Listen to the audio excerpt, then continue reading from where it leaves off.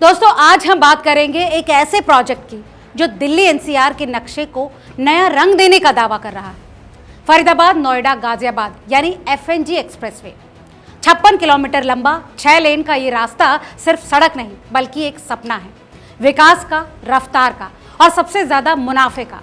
लेकिन ऐसे में सवाल ये है कि क्या ये सपना हर किसी के लिए सच होगा या फिर ये सिर्फ प्रॉपर्टी डेवलपर्स और निवेशकों की चांदी काटने का एक और सुनहरा बहाना है। तो चलिए इस खबर को खोल कर देखते हैं, बिल्कुल उसी तरह जैसे आप अपने घर की खिड़की खोलकर सुबह की ताज़ा हवा लेते हैं। दोस्तों एफएनजी एक्सप्रेसवे फरीदाबाद नोएडा और गाजियाबाद को जोड़ने वाला ये गलियारा सिर्फ ईंट गारे का ढांचा नहीं है, ये वो धमनी है जो एनसीआर के ट्रैफिक के जाम को खोलने का वादा करता है।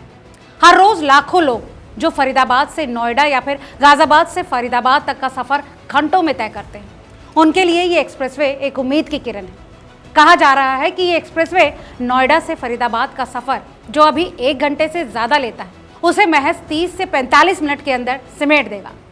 गाजियाबाद से गुरुग्राम तक का रास्ता जो अभी 1.5 से 2 घंटे का है वो 45 मिनट में पूरा हो जाएगा। लेकिन ये सिर्फ समय की बचत नहीं है, ये उस बड़े बदलाव की शुरुआत है जो प्रॉपर्टी बाजार में तूफान लाने वाला है।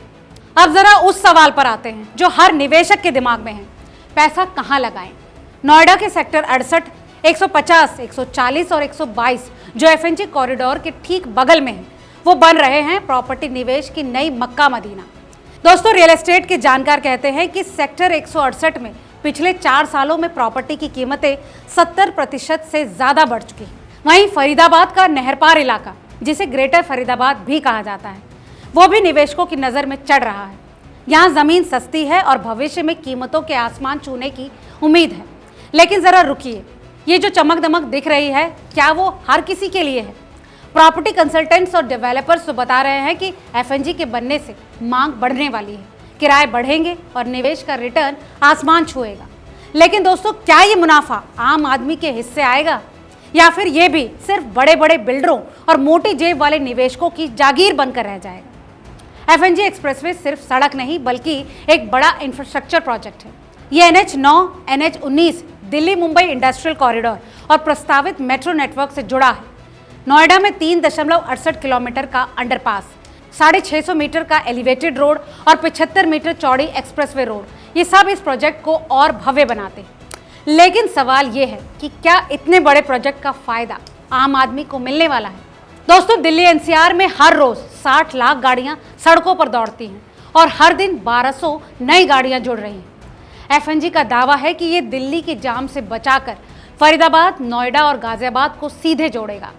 लेकिन क्या ये जाम को खत्म कर पाएगा या फिर ये भी एक नया जाम बनाएगा?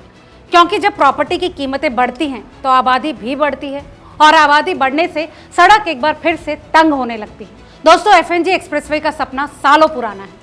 13 साल से ज्यादा समय से ये प्रोजेक्ट लटका हुआ है। जमीन विवाद, फंडिंग की कमी और सरकारी विभागों में तालमेल की कमी ने इसे जकड़ रखा था।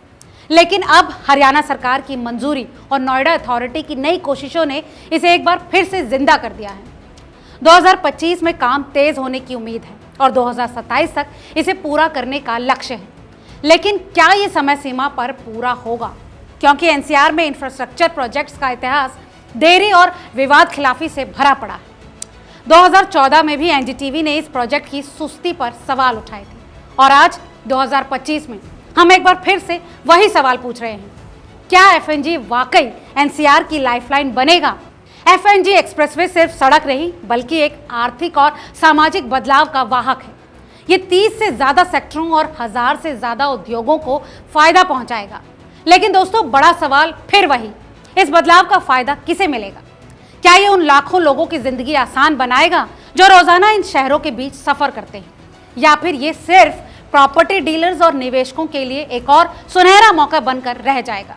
दोस्तों आपके शहर का भविष्य बदलने वाला है, लेकिन सवाल फिर वही, क्या आप इस बदलाव का हिस्सा होंगे? हमें कमेंट करके ज़रूर बताएं। और हाँ, अगर अभी तक आपने रिपोर्टर जी चैनल को सब्सक्राइब नहीं किया है तो रियल एस्टेट से जुड़े ऐसे तमाम और खबरों के लिए चैनल को सब्सक्राइब करना ना भूलें। बहुत बहुत शुक्रिया।